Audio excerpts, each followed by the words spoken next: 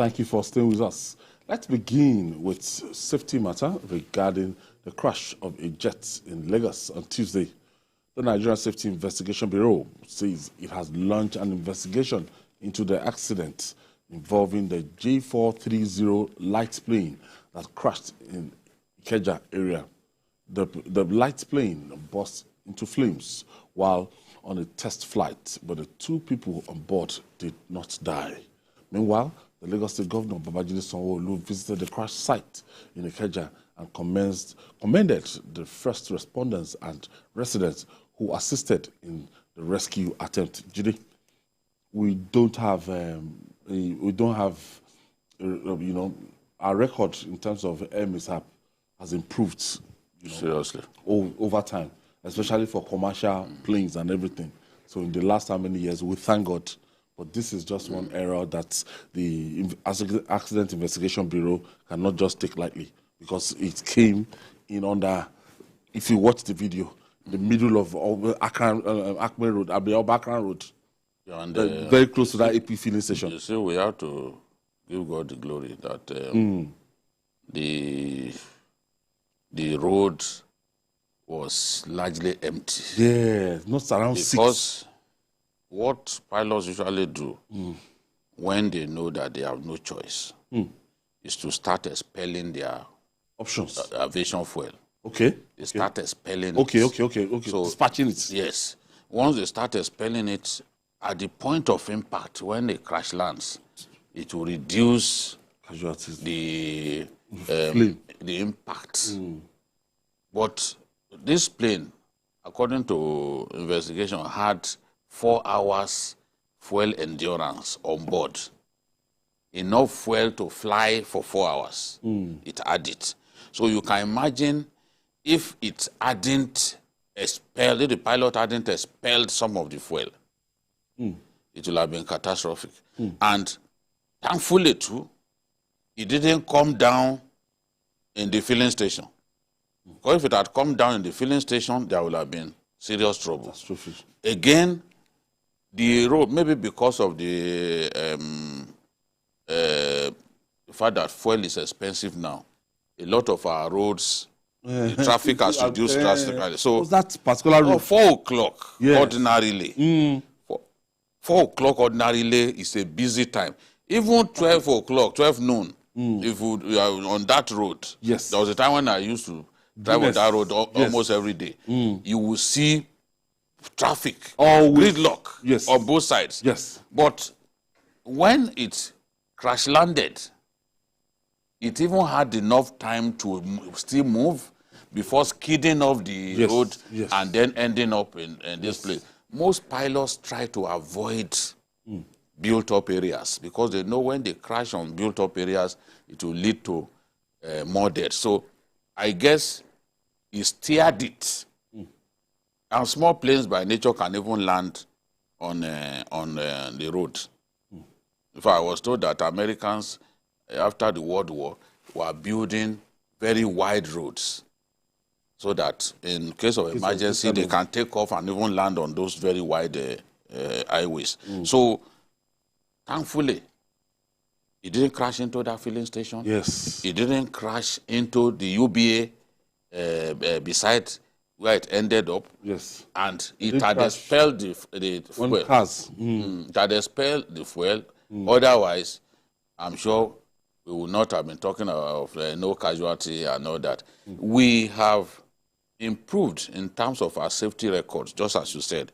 But small aircraft have been coming down. Since the last time we had the crash of a commercial jetliner. From the Air Force. We've been, not even Air Force, even, there was one that crashed in the Ikeja the other day now.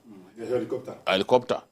Helicopters have been crashing. This is that video. This is the thing, I think there's a CCTV in front of this house that captured the moment. If you watch it very well, you will see now after that trailer, God is so merciful. You can see the, so then. Immediately after this trailer, you just see. He knew it had no choice. So it had enough time to even move a little bit before. Skidded off the road. Yes. And there was a filling station there. So it's if it was a big aircraft, ooh, whether it landed on the filling station or not, it will have caused so much destruction in that whole area. Yes, yes. And it will have even created a gully. Yes. If you saw what happened, that one that came down. We thank God. This is a place that is well known to all of us. Obakran is a commercial, very busy, very busy on a good day. On a good day, even on a Sunday or Saturday. You have so many eateries there. Yes, you know. And you can use it to link Agege. Even so many areas. Use it to link Ogba. Use it to link Agege. Use it to link Adenijo. Yes, Acme Road. All of those places. So it is good, and in the afternoon. And it's very, very close. That's just less than 500 meters to Ikeja bus stop. Where the overhead bridges. If you are climbing, you have to climb Ikeja, that distance. So I don't know. I wouldn't say, we can say, look at the efforts of the pilots and probably the co-pilot that they didn't die, which was called Providence, but it goes beyond human comprehension. Because flight, when it comes to issue of aircraft, and once it starts losing altitude, controlling it becomes a big problem for the pilots. And that is why you have seen that, although there have been instances where pilots have tried their best. You remember what happened with the Ethiopia airline that landed in the sea? I'm sure you can look for that. There was an Ethiopia airline that landed on sea some years back. And so many lives were saved by the effort of that pilot.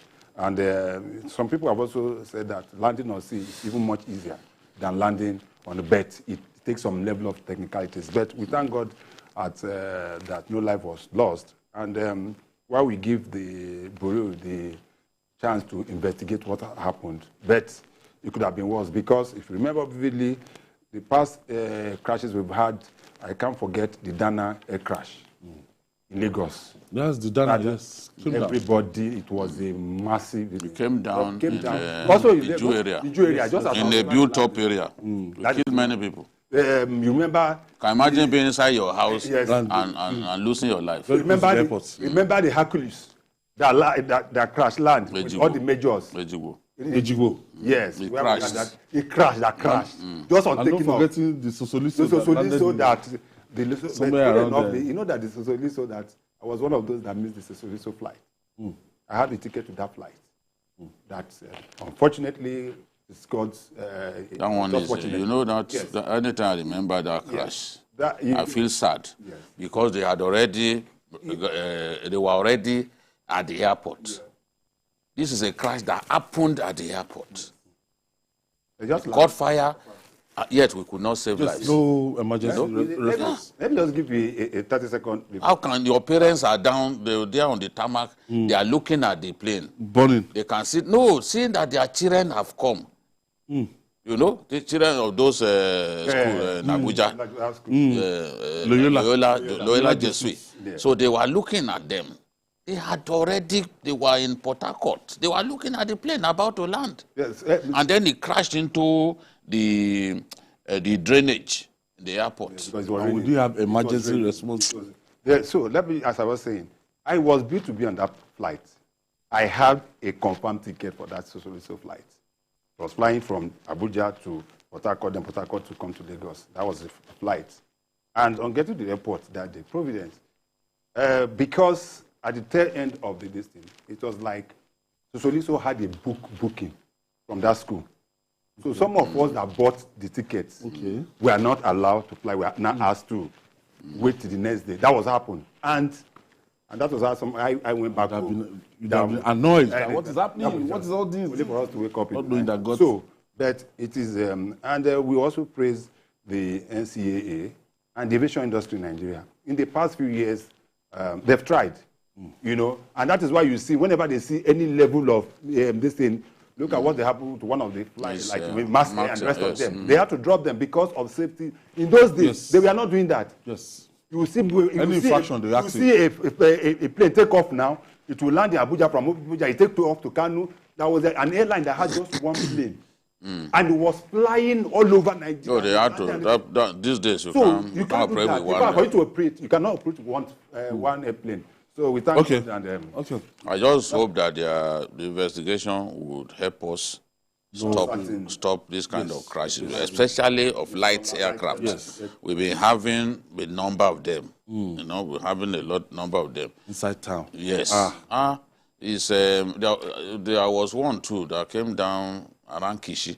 It was also a small aircraft, you know. So helicopters, especially. Lagoon now in this thing. Yes. That was one. Then one in around Toyin. Yeah, around Toyin. That was one. That was an helicopter. Okay. But this one is not an helicopter. People are saying it's a helicopter, but it's actually a small fixed-wing aircraft.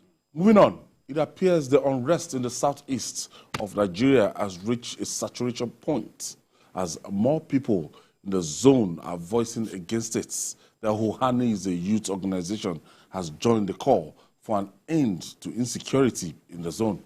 The Secretary General of the group appealed to Igbo youths to join hands with the Southeast governors to end the Monday sit at home in that zone. Jide, it has gotten to a boiling point and all hands on deck now. Stakeholders now are now rising up because it has done enough damage to the economy and it has done enough damage in terms of safety of life and property. This Monday sit at home. You know, I was watching the story last night, and I expect them to show us that story because it speaks to what we are talking about. We don't live in the zone. The people in the zone, they are saying, look, we are tired. We have to come out. We can live with on our bulletin. It was on our bulletin last night, and the people showed their anger. And I was happy that we had that many people coming out to say, look, we are tired. We don't want to sit at home anymore. And again, Bamidele, the correspondent in Enugu, Ajayi, also filed a story showing us how Enugu was buzzing on a Monday. He went to even some of the department stores, some of the malls, and you see everything as a major victory. I was really excited. Enugu. Yes. But that government really has been persistent since he got there. You know that stories actually speak louder than all the trenches that we are saying. Yeah, all the trenches that we are speaking here. People on ground. You see people on Sunday. We can be talking about this. People will say this is an exaggeration. When you see that story that boy filed, you see clearly markets, people selling chicken, people selling... our producer is trying to just look for it. I mean, it just makes sense. Let people see. Those who are saying that, oh, it's because they are lazy, they don't want to confront these people, let them have a chance to see what happened in Enugu. You will now see that more than before, our people in the southeast are showing that, look, they are tired of this. And the man for whom the thing was instituted in the first place, Nnamdi Kanu, has written in his own handwriting, he said, I have stopped sit at home, no more sit at home. Why should a certain Simon Ekpa be telling people that for 2 weeks they should sit in their houses? And some people are already obeying him. 2 weeks, people not go to work in these difficult times. What will they eat? There are people in our country that if they don't work on a given day, the whole family starves. Yep. So what is the meaning of all this? I think that time has come for us to put an end to the nonsense called sit at home in the southeast that is crippling the economy of the zone and ensuring that they are not contributing enough to the GDP of our country. I mean, for God's sake, that is one zone that can give a lot more. Okay, to give you an insight into this, let's play that story from Bamidele. In recent times show effort by stakeholders to ensure Southeast is continued. Every Monday sit at home order. The civil unrest was designed to protest the continuous incarceration of Nnamdi Kanu, leader of proscribed indigenous people of Biafra. An event that has resulted in loss of lives and property, as well as disrupting the economic activities of the sub-region. So the greatness we've talked about, the promises Enugu State Governor Peter Mba and host of other Igbo leaders are resolute in their demands to end the civil disobedience. At this news conference, personal aide of the IPOB leader, Rita Anebogu, confirmed the authenticity of the letter Nnamdi Kanu released through his special counsel. The letter that Barrister Ejimako presented to the press is very authentic and is from Nnamdi Kanu. Anyone claiming otherwise is doing so for ulterior motive, which time and Chukwu Okike Abiama will expose. Rita and other pro-Biafra groups jointly rejected the continuous enforcing of the sit-at-home order in the sub-region. We, the pro-Biafra groups of Enugu State Extraction, stand with Mazi Nnamdi Kanu as we say, we collectively reject the sit-at-home. Let it end now. Onye gburu nwanne anaghị azụ odogwu n'ala Igbo. No one becomes a hero in Igbo land by killing his own brother. She urged the enforcers of the order to understand that the struggle is a political case that needs the support of all Igbo leaders. Nnamdi had realized that we have to work with the political leaders of Igbo land to make a successful case for Biafra. Simon Ekpa should cease and listen to voices of reason. There is no way we will realize Biafra from Tibo Zogbo. The group issues stern warning to enforcers of the sit-at-home order to refrain, considering the socioeconomic and total well-being of the people of the Southeast region. Bamedele Ajayi, TVC News, Enugu. The faction of the proscribed indigenous people of Biafra, led by Simon Ekpa, declared 2 weeks sit-at-home in the Southeast region, starting from 31st July through 14th August. But the leader of the group, Nnamdi Kanu, in a handwritten letter from the DSS detention, said anyone giving such order is an enemy of the people and asked them to ignore the order. Imo State residents in Owerri defied the order as shops opened for business. We actually crave for the market to be open because we are tired of the sit-at-home, to be sincere. And we really wish the government can actually come out, sensitize the people also on the dangers of sitting at home every morning, because it's really affecting the economy of the states in particular and the Southeast in general. The market is open today, as we can see. In fact, that's the singular reason I came here personally today, to see for myself what is happening. And now I have seen that the market is open. The people know that they gain nothing by sitting at home. They are here today. They are trying to earn a living, and you can hardly blame them for that. The Imo State Commissioner of Police, Mohammed Bade, reassured the residents to go about their businesses as their security is guaranteed. The issue of sit at home should be ignored. Everybody should come out to continue performing his lawful businesses without any hindrance. We are there for everybody, and we must protect life and property. And we pray that all the Imolites too will reciprocate by giving us vital information where necessary. The order has continued to take its negative toll on the socio-economic lives of the Southeasterners. As people now ignore it, it will soon be a history in the region. Prince Oba, TVC News, Owerri.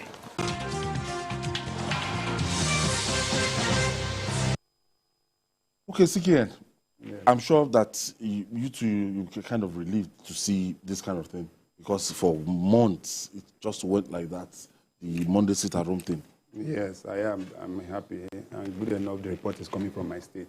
That makes me happy. I'm of the school of thought, and one of those that I always say that resolution of the issue of sitting at home lies on the hands of leaders of the Southeast. I've said that time and time again, and that's what we say in Igbo, that more like Kokoroto Jeffo.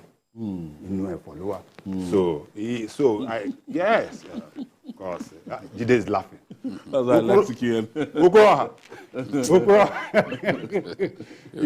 sitting here. You are blowing Yoruba.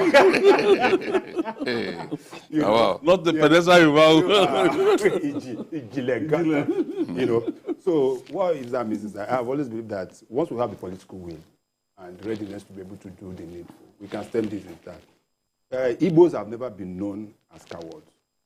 We have proved it time and time again over the years, without any recourse to any issue. Recourse to Igbo, an Igbo man is one of the most liberal-minded individuals, and when he decides to do something, he goes for it. So for some people to bring a whole nation on his knee for years now is not it. And we said it, and I said time again that the solution to this problem lies with the leaders of the Southeast, the governors of the Southeast, the chiefs and kings within the South, traditional rulers in the Southeast, and even the religious leaders. But good enough, the youths are also coming out now to lend their voice. But what I will say is that while we are making progress on this, let us also realize, because there is still a big elephant in the room, which is Simon Ekpa. Why the government is using the carrot and stick approach? If you talk about Enugu, you need to go to Enugu to see the militarization in Enugu presently. You cannot move any street. I'm talking of Enugu. I'm not talking of Imo State, where I come from. I'm talking of Enugu. You cannot, in Enugu town, you cannot move an inch from here to the gate without seeing an army checkpoint. It has been totally militarized. And the boys know that, which is why I commend. That's why I commend the new chief of army staff. Yes, General Lagbaja, because during the army, it was a GOC there now. Yes, really, it was a GOC now. 81 division. The way he spoke during the army week celebration in Ibadan, I know that something is going to happen with the South, and I'm sure he's getting the cooperation of everybody. Everybody seems to be on the same page now and ready to make sure that this is nipped in the bud. All right, we'll take this break, and when we come back, we'll talk more.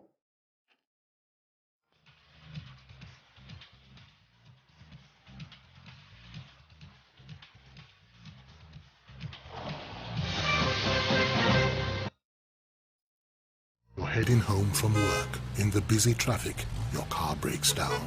Car horns blast. Your car is pushed aside. You call for help. Phone battery blinks and dies. You take a cab. Few miles, tire bursts. What a day. Frustrated, sweating, and tired. Nearing home, darkness envelops the street. Wow! Just one house is bubbling with life. Brilliant lights, loud music, smiling wife, all welcome you. We alone have light? Yes, it's JRB Solar Energy Systems, my anniversary present to us. No matter how dark life is, the sun is gonna shine on everything you do. JRB solar inverters, batteries, solar panels, solar streetlights and more. Telephone 0906 752 1111. Email sales@jrbsolar.com. JRB, the sun is gonna shine on everything you do.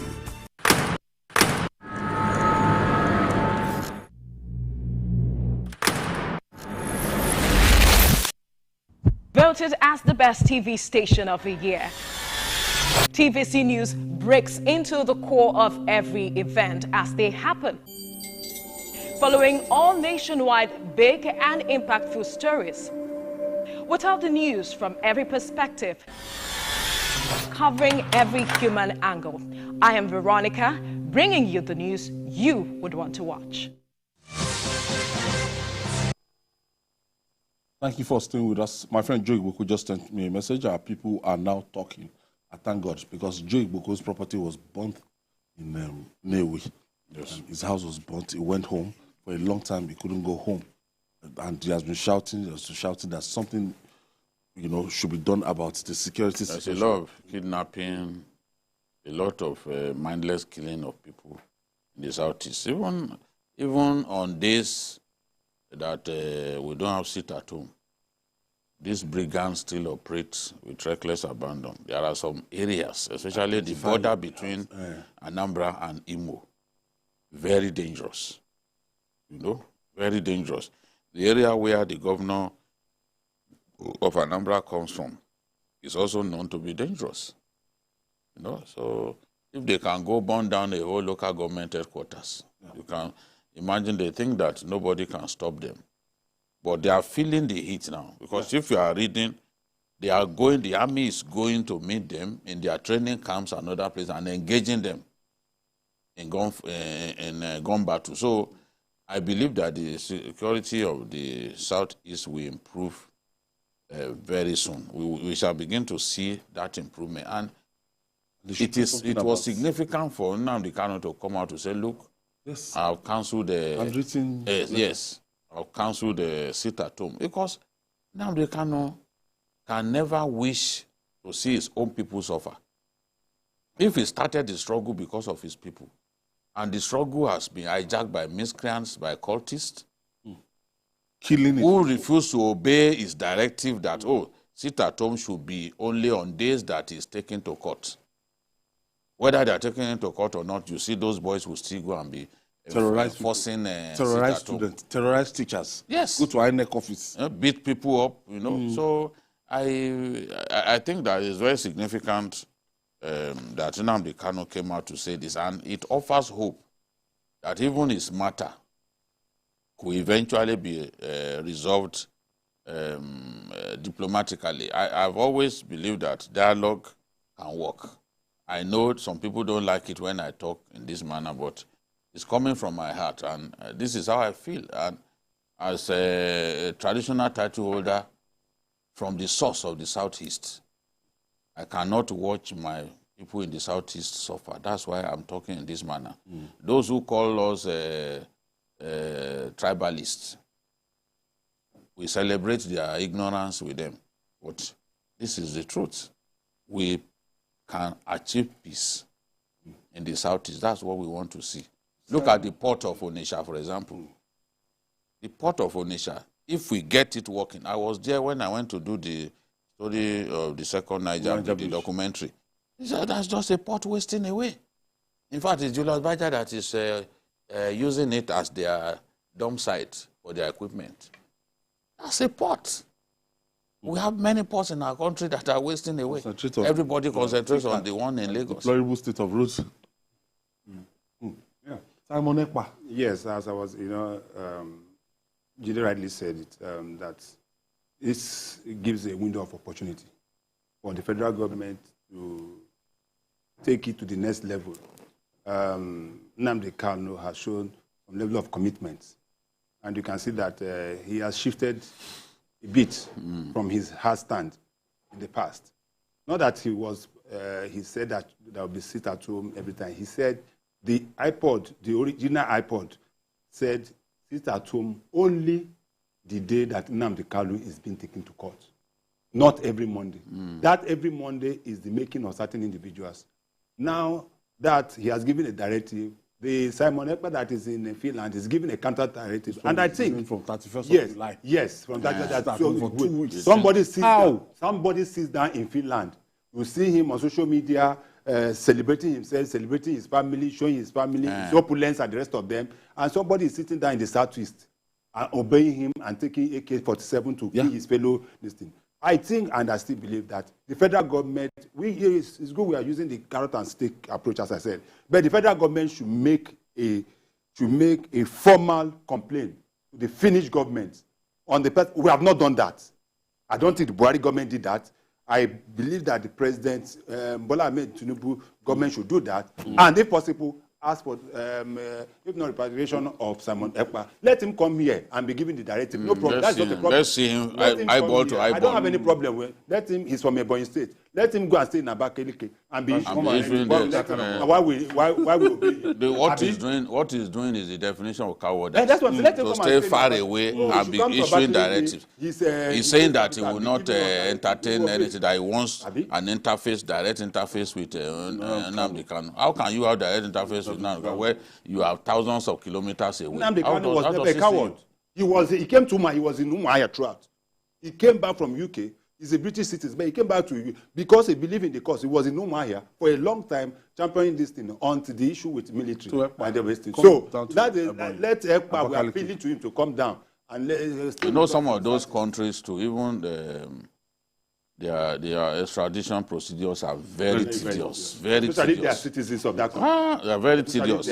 You know some of those Scandinavian countries yes. and like Finland, the rest of them. It will be difficult. It will be very difficult. But at least let's start. Let's start the incoming, the next Minister of Foreign Affairs put machinery in motion to have this guy brought to Nigeria to face justice, because it's just unfathomable the extent to which is good. Sometimes he will even say he has imposed a curfew.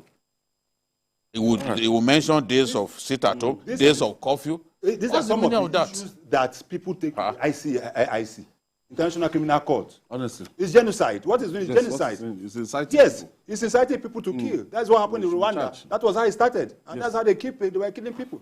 All right. After much apprehension and last-minute efforts to stop the planned protest by the organized labor over petrol subsidy removal, the workers carried out their threats to storm the streets.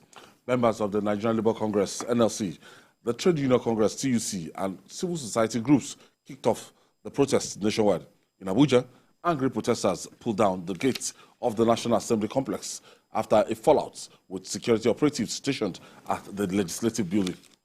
While police disrupted the peaceful protest in Kano, north-central Nigeria, unions in EBONYI State called for reduction of costs of governance to revive the economy. Jide, from home you came today. What did you notice? There was no strike. There was no. I think Labour has to look at the strategy again.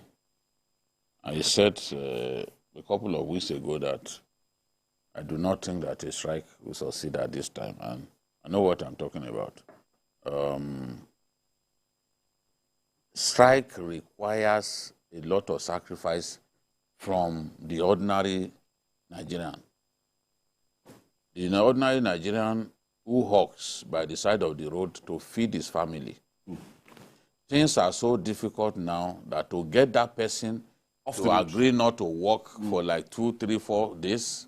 Very costly. It's easy to talk about one whole week, you shut the nation down. How?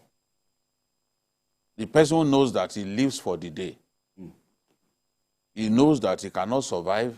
The family cannot survive. Strikes, watch out for the first day. The first day of a strike is usually the most successful. Incrementally, as you go on, you see that level of compliance begins to taper down. This is what I've seen. Going back to even the Sumono years, not just Oshomole, going back to the father of labor union among these guys. Not, I'm not talking about Imodu now. Going back to Hassan Sumono, who was president of the labor union in Africa and was effective in the 80s when they fought for minimum wage. From the first day, you will be very successful on the first day. After the first day, it begins to taper down. The effectiveness begins to taper down. I said some weeks back that, look, a strike would not succeed at this time. And there are many reasons. What NSC has done that you must give them success for, give them credit for, is that they've drawn attention to the problem. They've succeeded in protesting, getting workers across many states in our country to join in the protest. Labor leaders were mandated, bring like 20 from your union, bring like 20 from that union, and they protested. Jide, please hold on. We need to go to the National Assembly now for the announcement of the second batch of ministerial nominees by the Senate President. Of July 2023, I am pleased to forward to you the underlisted 19 ministerial nominees for confirmation by the Senate. 19.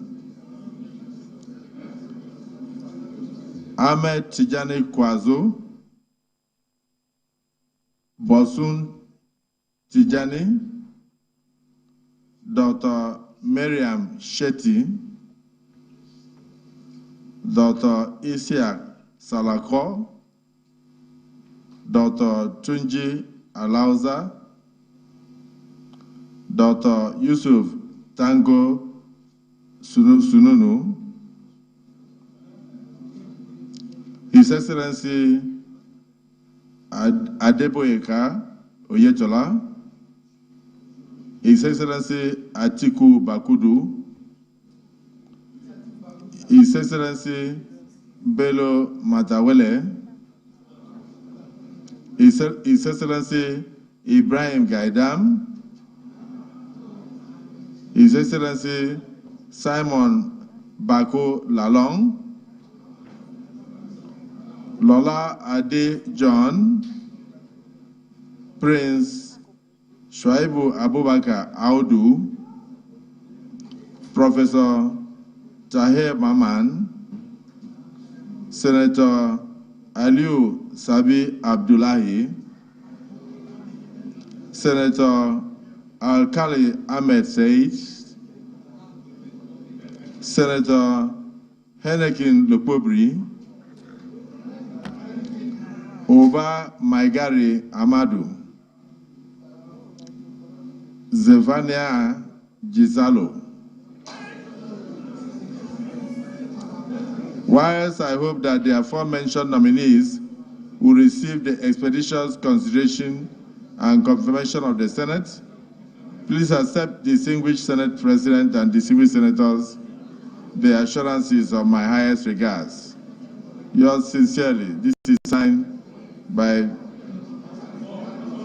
Asiwaju Bola Ahmed Tinubu, President, Commander-in-Chief, Armed Forces of the Federal Republic of Nigeria. Distinguished senators,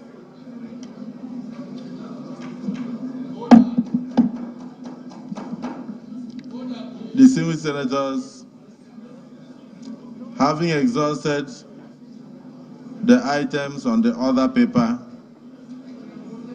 and in view of the nominees that we have just received, to enable us give them time tomorrow for them to go through their code of conduct and other papers before appearing before us, this Senate is hereby adjourned to Friday, the 4th day of August, 2023 at 11 a.m. prompt. Before we went on that break, we're talking about protest. Now, talking about distribution of palliatives, concerns about implementation. First, let's talk about the fact that the gate of the National Assembly was pulled down. I think that was unfortunate, and one of the reasons many people were scared about this protest is the possibility of it being hijacked, you know, by Hutchins and all that. But when I saw the video of the Labour members, you know, trying to force the gate open and successfully forcing that gate open, I was really disappointed because there was no need for that. Labour has made its demands known. They even think that the person chairing the steering committee has no time for them. That is Gbajabiamila. Miller. They believe Gbajabiamila Miller is too busy that the president should find someone else who will have the time to negotiate fully with them. So they don't want Gbaja anymore. They also want ASU, what they are owing ASU, to be paid. You know, for those months that ASU didn't work. They also want the refineries to be fixed. And they are saying that they should reverse those policies. Of course, that is the sticking point. Do they expect us to go back to pre-subsidy removal days? 168 naira, 167 naira per liter. You are saying we should go back to the subsidy regime. I don't think that will fly with anyone. So ahead of their negotiation, they should bear it in mind that nobody will want to go back. The government will not want to go back to the subsidy era because we can use that money to fix our country. Because saving 1 trillion in just 2 months is significant. That means in 12 months, we have 12 trillion, which is almost the size of our budget. So, and if our oil output improves, you know that it will be higher. What we earn will certainly be higher. So, Zikian, the distribution of these palliatives and concern about the implementation. Yes, let's put certain things into perspective. The labor did not go on strike today. They did not go on strike today? They did not go on strike. Labor did not go on strike. Labor went on protest. Let us get it clear. Not strike. Not strike. Well, let me tell you. Listen. If labor is going on strike, the airport will be closed. The bank will be closed. The market, you will go to, the seaport will be closed. Don't you think that failed? No. It wasn't. They steady from. I listened to Ajero vividly. Okay. He said they are not going on strike because there is a subsisting order from the National Industrial Court stopping them from going on strike. That strike is still subsisting. That order? That order. I remember that order. Yes. They tried to appeal it, but why were they saying that nothing will stop it? Because our correspondent has always been with them. I know what she told me. But go ahead, speak your mind. That is what he said. He said, this is not a strike. I watched him on live TV say that they cannot go against the law, but rather that they're going to go on protest. And that the protest is a fundamental right of every Nigerian, as given by the 1999 Constitution. And in protest, you don't need any police permit. The Supreme Court has taken a decision on that. So I am telling you, I was in 2 banks today. There was no strike. Yes. That is what I'm saying. Which is why. Yes, I entered the banking. If there is a strike, the banking union, and the rest of them, we shut down the bank. I don't think they were part. I don't think they were part.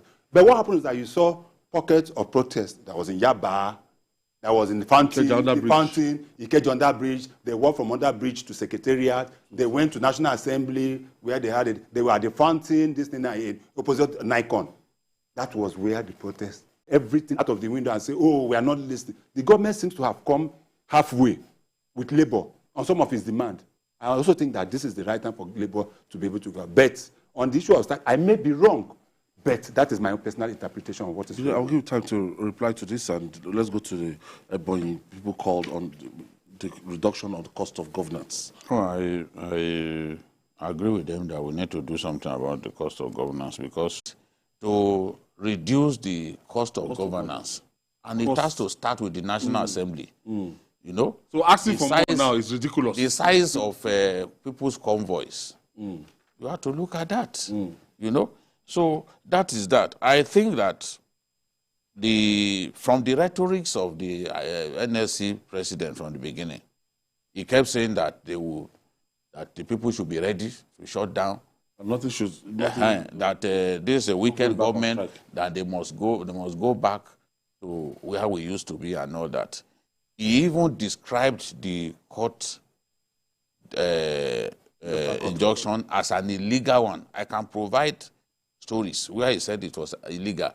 And Femi Falana too also said that decision of the court cannot stop NSC. He said it. The papers reported it yesterday. So they gave us the impression that, the strike will start. But I guess at the last minute, it became obvious to them that any attempt to go on a strike will fail. It will fail, even if you defy the court, because we've seen NSC defy courts. Even when Oshomole's last strike, there was a court injunction. Industrial court. He defied it and went on strike. Even the NSC president before Ajero also went against the injunction. It's not the first time that they will go against, but it is clear that this one, at this time now, honestly, if you try to proceed on a strike, people will not. Labor protest in Kano was disrupted. Yes, I guess again because they felt this thing could escalate. Kano is a very sensitive place. You know, a lot of the boys on the street do not even know what you are protesting about. They are hungry. You see people that they will give them placard, they will even turn it upside down. They don't even know the message of this. So you have to be careful, you know, and it also depends, where are you going? If they feel that, look, it could lead to a serious breach, of course, they will try and stop their advance. So that is the thing. I'm happy, the message of Labour is clear. And I also align with them that, look, something must be done to reduce the sufferings of Nigerians. We cannot pretend that we don't know that our people are suffering. Not everybody is privileged to eat 3 times a day anymore. Our people are going through a lot. And these palliatives must come as quick as possible. Governors, this is the time for governors to be responsible. These governors must sit up, work with the federal government, as the federal government is doing its own. When somebody said 3,000 vehicles from the federal government is too small. Well, if you do 3,000, local government, states can come up with their own and cascade it to other levels. I mean, that is 777, 778 local governments. 774 local government. It will still go around all of them. Each state will get their fair share. But what we are saying is that local governments, let them join in bringing succor. They collect allocation. It will be higher now. States too have to do it. You can't leave it to the federal government. Otherwise, it will fail. Everybody should jump in and help solve this problem. Where the EBONYI unions that were called for reduction of government, I think they know what they're. I just did a Google search. The present governor of Ebonyi State appointed 35 commissioners. 35 commissioners. So, you know that they know what they're talking about. Those commissioners will come with aides, special advisors, special assistants, special business, and the rest of them. Chief of staff. Yes, the chief of staff and the rest of them. The cost of governance in Nigeria is too. Local government chairman. Local government chairman has its own. When this National Assembly started, the speaker, you saw the number of aides that was appointed by the speaker alone. The speaker of the House. Yes, I know his job is a very humongous, huge tax. Then you saw that. So what the people are saying is not out of place. If you are asking us to tighten our belts, don't loosen your own. Don't. Because you've come to realize that the sacrifice must cut across. It must cut across. For goodness sake, 70 billion was allocated to National Assembly. Yes, it was 70 billion. That was allocated to National Assembly.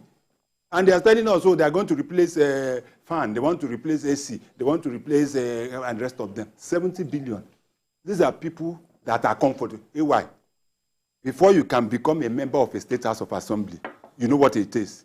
Before you can become a local government chairman, you see what it takes. So I personally will be appealing to them that please, because it's great to a point where Nigerians will just be forced into actions that bread. Some countries go to war based on bread. Just look for bread, and that is an issue. Some go just